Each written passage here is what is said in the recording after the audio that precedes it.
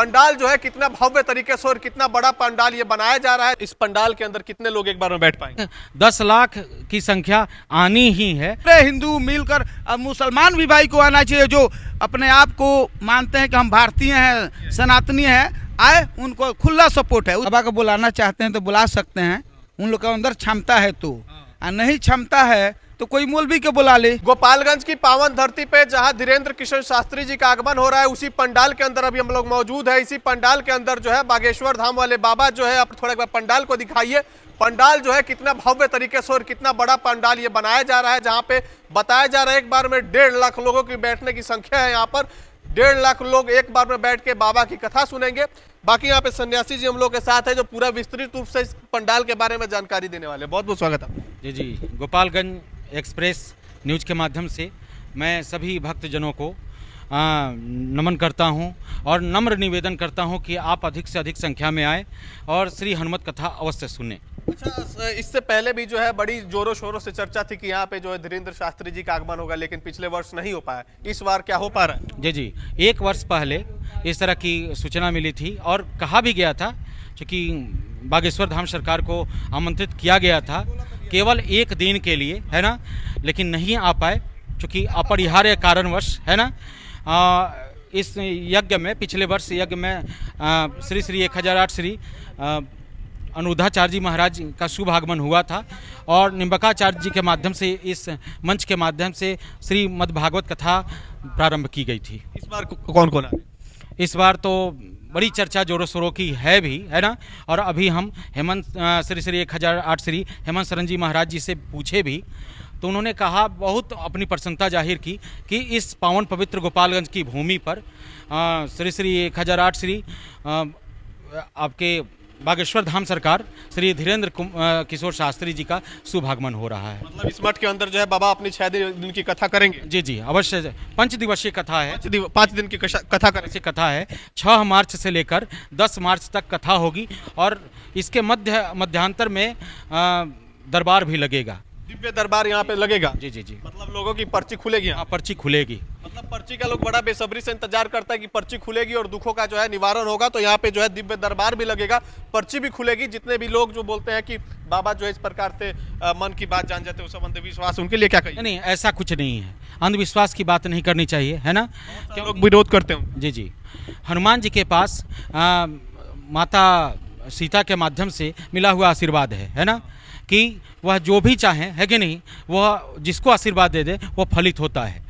तो कहने का अभिप्राय है कि उनसे जो सिद्धियां हैं, हनुमान जी की सेवा आराधना करने से सिद्धियां प्राप्त होती हैं और महाराज धीरेन्द्र शास्त्री के पास ये सिद्धियां प्राप्त हैं, जो हनुमान जी की प्रेरणा से, उनके माध्यम से, उनके पास कोई शक्ति नहीं है, चमत्कार नहीं है, वो हनुमान जी का चमत्कार है और हनुमान जी के चमत्कार के माध्यम से लोगों का कल्याण करते हैं। मतलब इस पंडाल के अंदर कितने लोग एक बार में बैठ पाएंगे?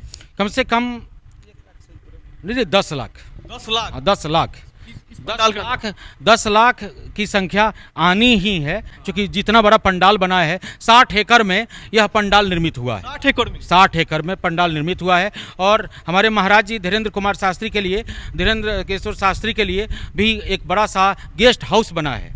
रहेंगे 5 दिन ठहराव होगी और यह प्रांगण राम जानकी धाम का ही है। अच्छा, यहाँ पे एक और शख्स है सर, क्या कहिएगा इस कार्यक्रम को लेकर? जी नमस्कार, जय श्री राम। हम तो यही कहेंगे, बाबा जी का आगमन है गोपालगंज में, इस पे कुछ राजनीतिक नहीं होना चाहिए। राजनीतिक जो कर रहे हैं, उन लोग के, कोई बाबा को बुलाना चाहते हैं तो बुला सकते हैं, उन लोग के अंदर क्षमता है तो, और नहीं क्षमता है तो कोई मौलवी के बुला ले, कोई दिक्कत नहीं है। जब यहाँ पर कोई बात होता है, सनातन धर्म की बात हो, जो सन्यासी जी बोले सही बोले, इस पे राजनीतिक नहीं करना चाहिए। जो कर रहे हैं तो बुझे वो सनातनी नहीं है, वो भारतीय नहीं है, वो बुझे एक रावण और कंस का अंश है। यही मैं कहना चाहूँगा कि कोई भी यहाँ राजनीतिक है, उस पे आप मोदी जी, योगी जी पे कोई विकास के लिए मुद्दा उठाइए और सनातन पे कोई मुद्दा मत उठाइए, साधु संत पे कोई मुद्दा मत उठाइए। क्या कहिएगा? बहुत सारे लोग बोलेंगे कि यहाँ पे बाबा आएंगे तो उससे क्या हो जाएगा, उन लोगों के लिए क्या बोलिएगा? अरे वो जो कह रहे हैं ना, वो मूर्ख हैं, वो ये शब्द नहीं कहना चाहिए। साधु संत है तो यहाँ नहीं आएंगे तो कहाँ जाएंगे? पाकिस्तान जाएंगे, बांग्लादेश जाएंगे। बांग्लादेश में देखिए ना हिंदू के साथ क्या हो रहा है, तो यहीं पर आएंगे। हिंदू राष्ट्र बनना चाहिए, बनना चाहिए, एकदम बनना चाहिए, एकदम समर्थन। एकदम पूरा समर्थन है। यहाँ पे हम भी कहते हैं गोपालगंज में जो भी संगठन श्री राम सेना, बजरंग दल, विश्व हिंदू परिषद जो भी हैं, सबको यहाँ पे आकर सपोर्ट करना चाहिए बाबा जी को। पूरे हिंदू मिलकर, अब मुसलमान भी भाई को आना चाहिए, जो अपने आप को मानते हैं कि हम भारतीय हैं, सनातनी हैं, आए, उनको खुला सपोर्ट है, उसमें कोई दिक्कत नहीं है। और जिसको विरोध करना है करने दीजिए। जो भी हमारे हिसाब से जो भी विरोध करने वाले हैं विपक्षी, उनसे हम यही कहेंगे कि आप भी आए और बाबा जी से पर्ची खुलवाएं कि आप मुख्यमंत्री विधायक बन सकते कि नहीं। आपके अंदर औकात है, आइए यहाँ पर, किसी को माना नहीं है, जिनको आना है। बाकी राम भक्त हनुमान भक्त बन कर आना पड़ेगा।